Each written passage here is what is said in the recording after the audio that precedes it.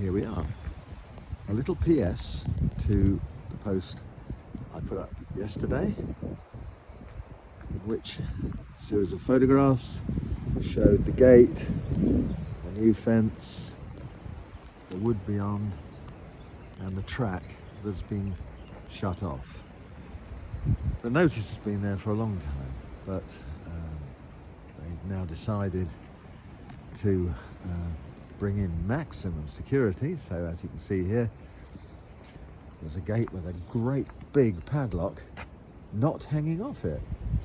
So the gate's actually open, but they reckon this is going to be deterrent enough to anybody who's going to want to walk up that track. The track leads to a plantation in which wood was being harvested, trees were being harvested. It was a firm that was presumably contracted out to do it. They don't work here anymore, so that path is no longer forbidden to the public. A, of course, because it's on private ground, but B, because there was any pretense danger to self, because there's no one in there anymore. Right, so there's the woods, the beautiful bluebells, which are pretty much in full bloom now.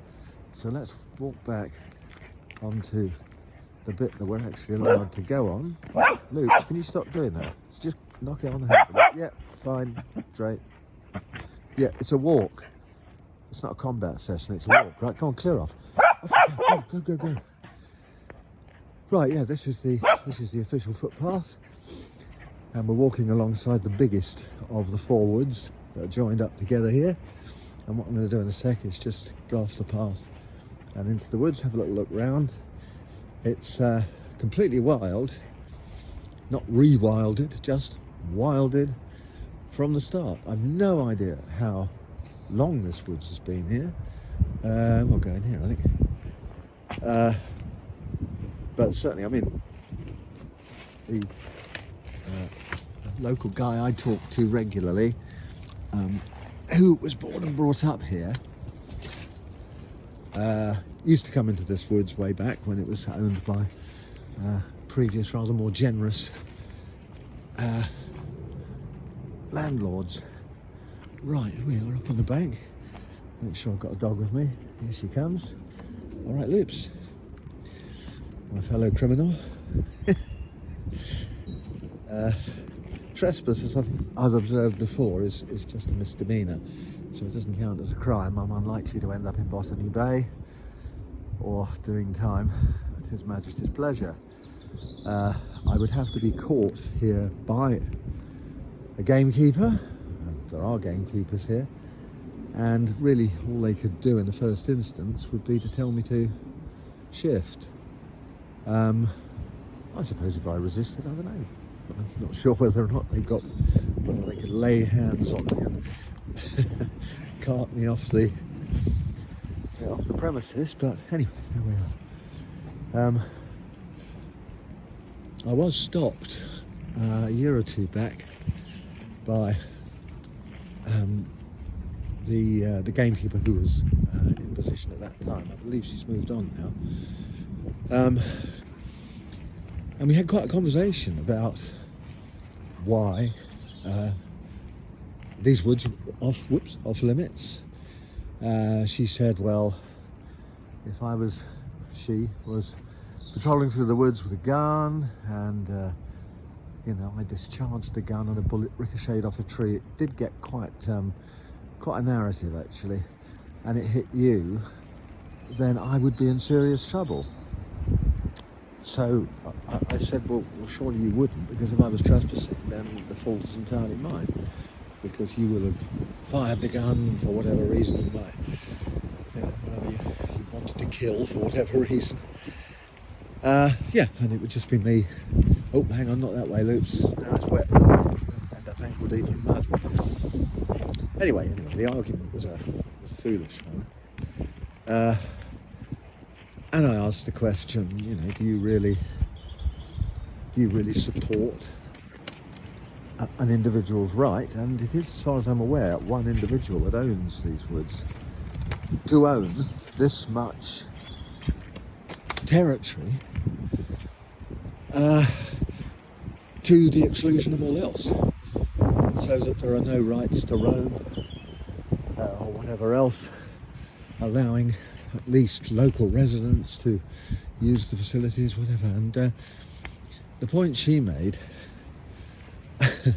was, if somebody came into your back garden and started roaming around, wouldn't you want to throw them off? So I said, well, yeah, I probably would. Well, there you are, she said.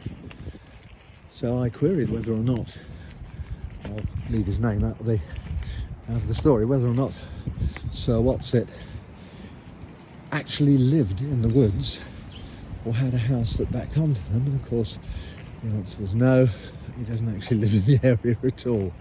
So we had to let that one go. Anyway, it's just,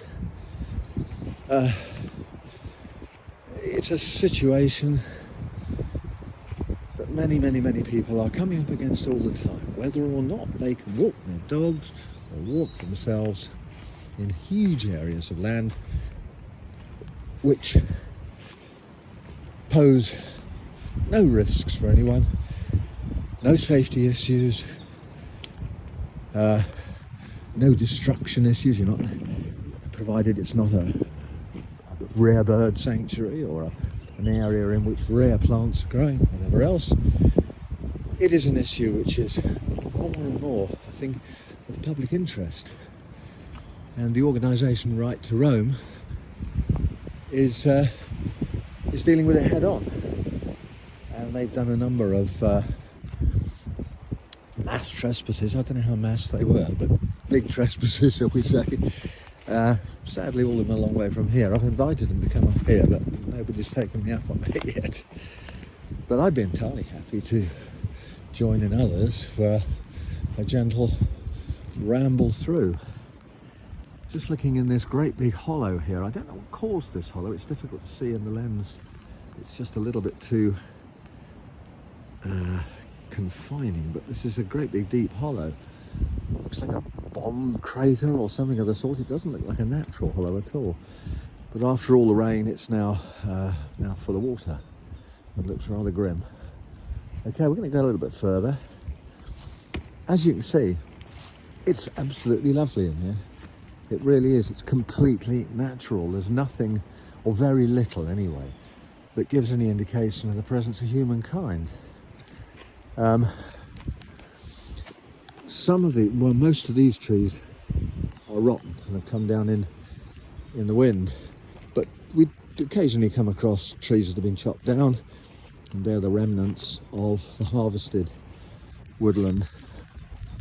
That was the case a while back, but is no more.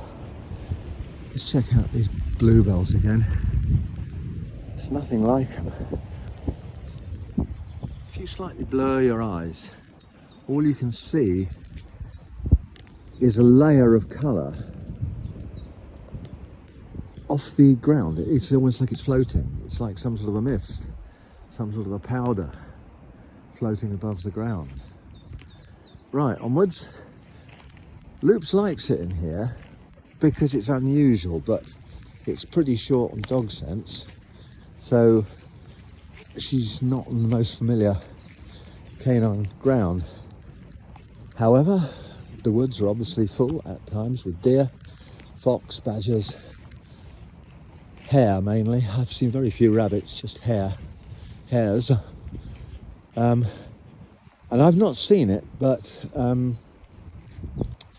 apparently there is an albino deer amongst one of the packs that roams through here. A single albino deer, which is quite something. I don't know how rare that is, but it's got to be pretty rare. Right, let's pause for a sec. I was just talking about there being very little evidence of human presence, but here it is. 1, 2, 3, 4, and I saw a 5th one. 4's enough. There it is. Shotgun cartridges. I would imagine that's probably the gamekeeper because I don't know that they do shoots here. They have one area where they do the shoots. So yeah, someone's banged off two barrel loads and one more at something or other. What would you shoot with a shotgun here? Shotguns are pretty short range. You're not going to do much but pepper a fox that was moving away at speed. Pheasants, of course. Again, you'd have to be pretty damn close. Who knows? Who knows? What do you think, Loops? Hey, mate, what do you reckon? You don't give a damn, do you? And why should you? Let's keep moving on. Now we're going to come off onto the path again in a sec. Yeah, well, really, that's why I think I'm repeating myself massively from previous times that I've kind of done these woodland walks. If so, my apologies, but matter close. Isn't that lovely? A very, very old, hollowed out stump covered with moss. No fungus on it. Yeah, close to my heart. It really is. I wonder sometimes if that massive sense of impotence that most of us have now in the face of world politics. Loops, we're going to go down here. Down here. That massive sense of impotence in which the power of the state at war is so overwhelming that there appears to be so very, very little any of us can do about it. Ukraine, Gaza, Sudan. Whether or not that sense of impotence, however strong one's political feelings are, or however one feels committed to whatever you can do in the way of supporting organisations that are providing aid, there are those times when you just sit there looking at the news and you think,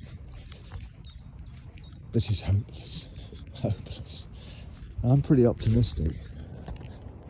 Some people out there who know me well will be laughing at that, but deep down I think I am.